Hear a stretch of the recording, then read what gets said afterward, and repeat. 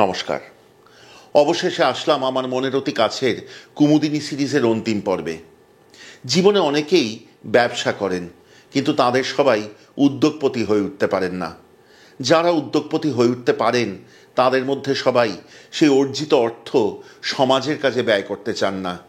যারা তাও ব্যয় করতে চান তাদের মধ্যে কেবলমাত্র কিছু লোক সমাজের জন্য নিজেদের জীবন নিয়োজিত করেন। নিজেদের জীবন যারা নিয়োজিত করেন তাদের মধ্যে কই এমন তো প্রায় কাউকেই দেখি না যিনি নিজের জীবনের শেষ রক্তবিন্দু এবং নিজের সন্তানকেও সমাজের কাজে, মানুষের কাজে বলিদান করতে এতটুকু দ্বিধা করেন না, এতটুকু পিছপা হন না। যারা হন তারা হয়ে থাকেন অমর, যেমন হয়েছেন শ্রী রণদাপ্রসাদ সাহা। সারা জীবনের অর্জিত অর্থের বহুলাংশ তিনি ব্যয় করেছেন মানুষের কাজে, মানুষের সেবায় নিয়োজিত করেছেন নিজের জীবন, নিজের সঞ্চয়, নিজের প্রায় সবটুকু। এরপর আসে ভারত পাকিস্তানের যুদ্ধ। 1971 সাল এপ্রিল মাসে তাকে এবং তার 26 বছরের ছেলে ভবানীপ্রসাদ সাহাকে বাড়ি থেকে ধরে নিয়ে যায় পাক সেনা। রণদাপ্রসাদ সাহা এবং ভবানীপ্রসাদ সাহা সেই যে যান, তারপর 7 দিনের মধ্যে ফিরেও আসেন বাড়িতে। এরপর মে মাসের এক কালরাত্রে রণদাপ্রসাদ এবং তার পুত্র ভবানীপ্রসাদকে আবার তুলে নিয়ে যায় খান সেনা তাদের বাড়ি থেকে। পরিবারের অপেক্ষার প্রহর গোনা শুরু হয়। সে অপেক্ষা আর শেষ হয় না। সেই দিন থেকে ভবানীপ্রসাদ এবং রণদাপ্রসাদকে কেউ কোনোদিনও আর দেখতে পাননি। পরে জানা যায় যে তাদেরকে খান সেনা মেরে ফেলেছে। কবে, কোথায়, কিভাবে মারা গেছেন তাও ঠিক করে জানা যায়নি, তবে শোনা গেছে বহু অত্যাচারিত হয়েছিলেন তারা মারা যাবার আগে। তিনি পিছনে রেখে গেছেন তার স্ত্রী কিরণবালা দেবী, রোকেয়া পদকপ্রাপ্ত তার পুত্রবধূ শ্রীমতী সাহা এবং পৌত্র রাজীব সাহাকে। শ্রীমতী সাহা এবং রাজীব সাহাই বর্তমানে কুমুদিনী গ্রুপের কর্ণধার। শ্রীমতী সাহার রান্নার খ্যাতির কথা বারবার বলেছি আগের বেশ কয়েকটি পর্বে। এই শেষ পর্বে থাকবে তার হাতের এমন একটি রান্না যা খেয়ে সুখ্যাতি করেছে দেশ বিদেশের বহু অতিথি। এই রান্না সত্যিই ভোলা যায় না। যদিও আগে গোটা মশলার মাংস এনেছি, এই পর্বে আনবো খুব কাছাকাছি একটি রান্না, কিন্তু তবুও দেখবেন কত তফাৎ দুইটির। এখানে যেমন সেখানকার মতো ধনে জিরে ব্যবহৃত হয় না, দরকার নেই কোনো মশলার পুটলি করার, তেমনি এখানে ব্যবহৃত হচ্ছে মিষ্টি দই। এখানে কিন্তু নেই জায়ফল বা জয়িত্রীর মতো কিছু। এই রান্নাটি কাটা মশলার মাংস। চলুন শিখি।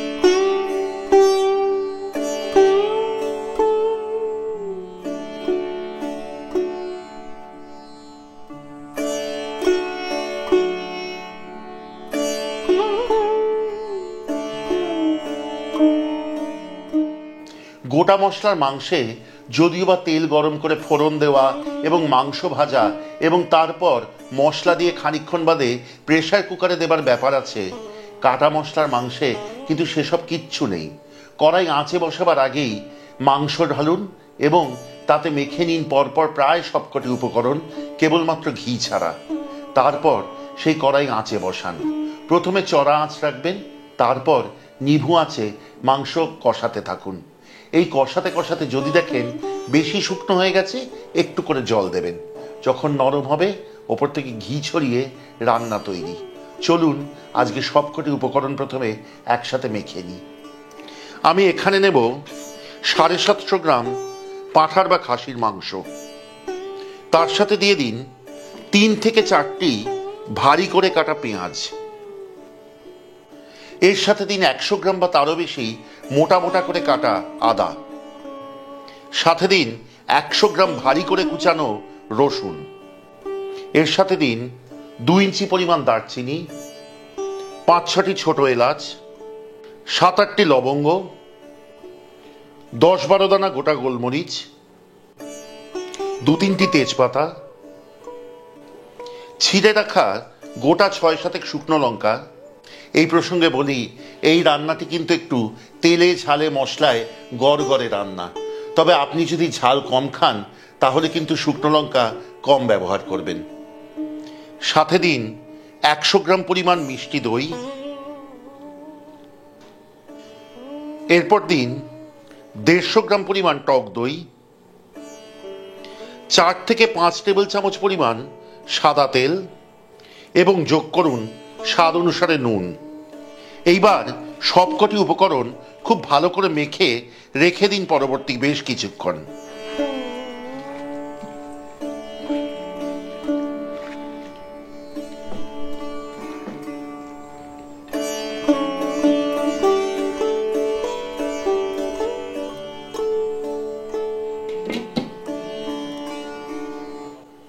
ঘন্টা 2 হয়ে গেছে।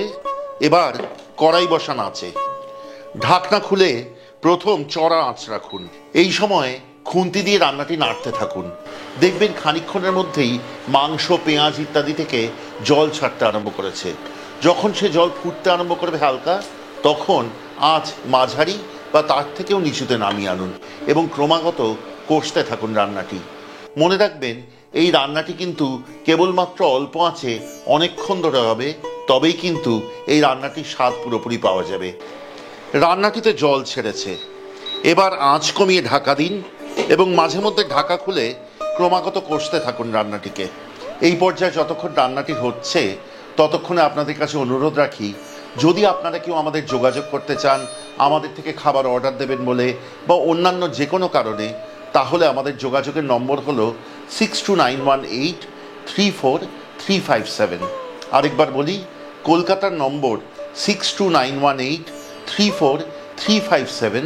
এইখানে আমাদের হোয়াটসঅ্যাপ করতে পারেন অথবা ফোন করতে পারেন সোম থেকে শনি সকাল 11টা থেকে সন্ধ্যে 7টার মধ্যে।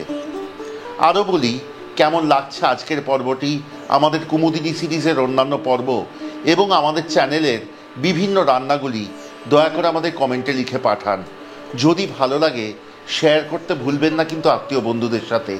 এভাবেই কিন্তু বেঁচে থাকবে এইসব ঐতিহ্যবাহী রান্নাগুলি, এভাবেই বেঁচে থাকবে আমাদের অতীত। এবং যদি ভালো লাগে তাহলে সাবস্ক্রাইব করে সঙ্গে থাকবেন, খুব আনন্দ পাব। যদি মনে করেন আমাদের সব রান্নার নোটিফিকেশন সবচেয়ে আগে পৌঁছবে আপনাদের কাছে, তাহলে অবশ্যই বেল আইকনটি টিপে দেবেন। এখন এই রান্না চলবে পরবর্তী 1 থেকে সোয়া ঘন্টা কিংবা তারও বেশি। এ কিন্তু নির্ভর করবে মাংসের গুণমানের ওপর।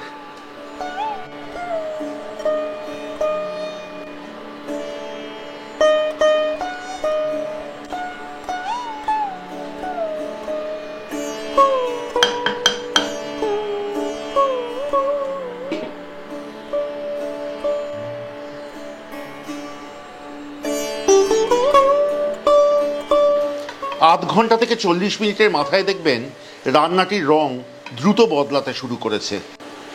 এই সময় নিচু আঁচে রেখে কষাতে থাকুন রান্নাটি। যদি মনে হয় জল বেশি শুকিয়ে যাচ্ছে, তাহলে গরম জল যোগ করুন অল্প করে।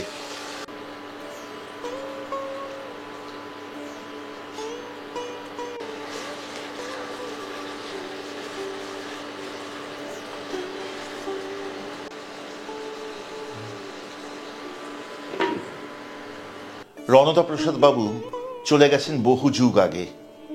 আমাদের দুর্ভাগ্য যে আমরা এমন একজন মানুষকে মনে রাখিনি, যদিও তার কর্মকাণ্ডের অনেকটাই বিস্তৃত ছিল কলকাতা জুড়ে। কিন্তু সত্যি কি চলে গেছেন? এমন মানুষদের সত্যিকারের মোছা যায় না। সে মানুষরা বেঁচে থাকেন লক্ষ মানুষের ভালোবাসায়, তাঁদের কর্মে, তাঁদের জীবনে, তাঁদের জয়গানে। আর বেঁচে থাকেন বহু মানুষের স্মৃতিতে, বেঁচে থাকেন এমন কিছু রান্নায়ও যেগুলি তাদের পরিবার আজও বয়ে বেড়ায় তার পছন্দের রান্না হিসাবে। যেমন বয়ে বেড়াচ্ছেন শ্রীমতী সাহা। আজকে যখন এই কাটা মশলার মাংসের শেষ পর্যায়ে এসছি রান্নাটির, তখন মনে হয় যে সত্যিই তো এইটুকু যে ধরে রাখতে পেরেছি এবং এর মাধ্যমে যে রণদা প্রসাদ সাহার মতো ব্যক্তিত্বের কথা আপনাদের সামনে তুলে ধরতে পারলাম, এও তো পরম প্রাপ্তি। এর চেয়ে বেশি আর কি বা চাই। এবার আসি রান্নায়। আমি কিন্তু খুব ধৈর্য ধরে 1.5 ঘন্টারও বেশি সময় ধরে মাংসটি কষেছি। ঝোল ঘন হয়েছে, গাঢ় হয়েছে তার রং, তেল ভেসে উঠেছে। এবার রান্নাটি শেষ করবার পালা। যদি দেখেন মাংস সুসিদ্ধ হয়েছে, শেষ পর্যায়ে দিয়ে দেব 1.5 টেবিল চামচ পরিমাণ ঘি। তারপর নাড়িয়ে মিশিয়ে নেব আরও 1.5 থেকে 2 মিনিট। তাহলে কিন্তু পরিবেশনের জন্য প্রস্তুত কাটা মশলার মাংস। এই রান্না পরিবেশন করুন পোলাও, ভাত, রুটি, লুচি, পরোটা, যা ইচ্ছা তার সঙ্গে সমান ভালো লাগবে।